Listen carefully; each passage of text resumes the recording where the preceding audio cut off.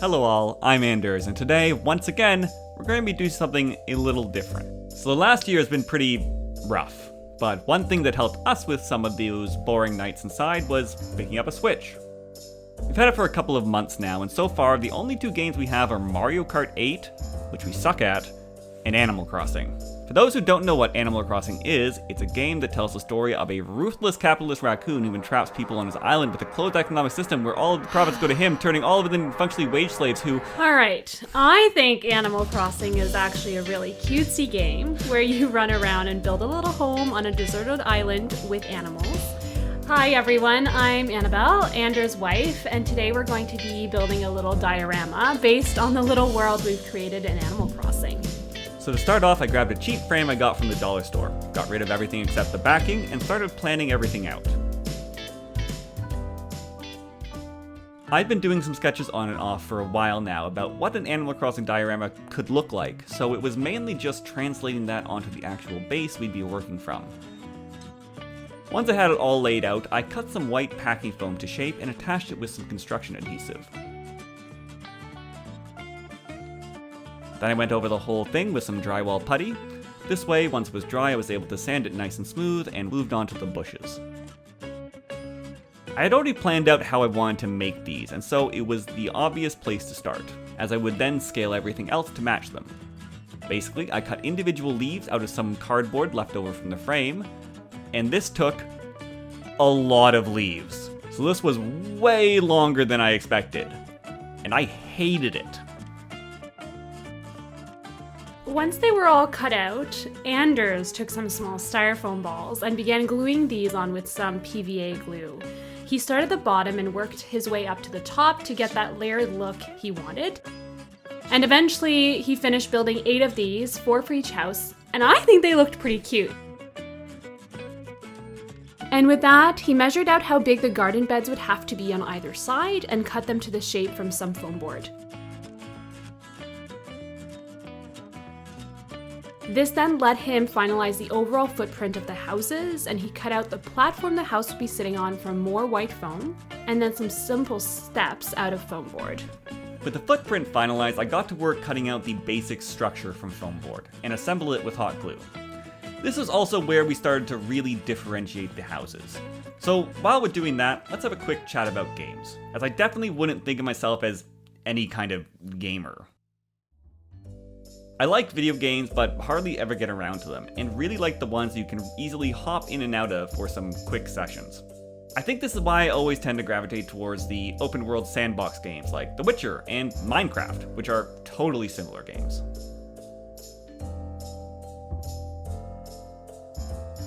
And I am definitely not a video gamer of any kind. This is the first video game that I've actually enjoyed playing, and I think it's mostly because I get to build my own little house and do some decorating and building furniture, which is something that I'm passionate about in real life.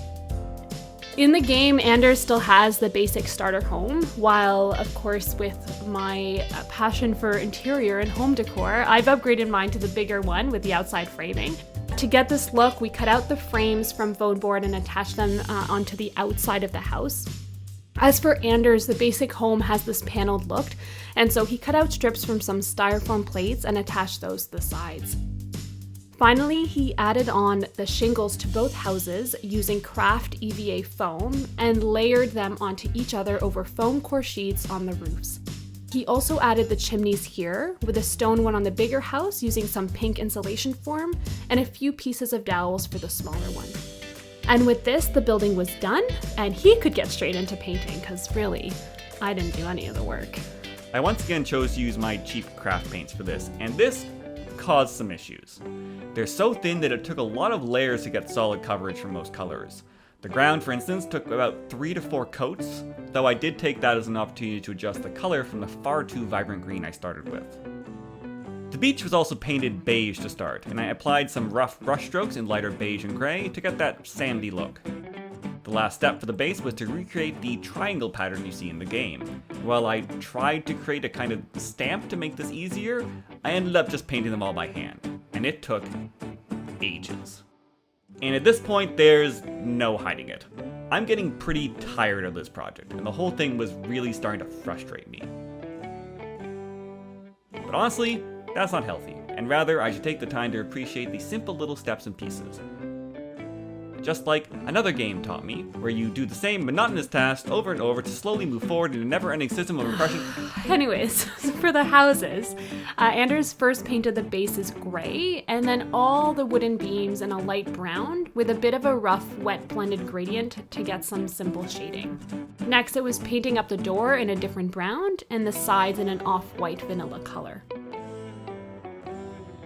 The vanilla definitely took the longest as it was really thin, and he actually lost count of the number of layers he had to do to even get it close to a consistent color, and it even ended up leaving some texture on the finish. Oh well, I think it looks great. And then finally he painted up the shingles with red for his house and blue for mine, along with the little bushes and a dark green with a light green dry brush over top. And then it was just onto assembly and the whole thing was done.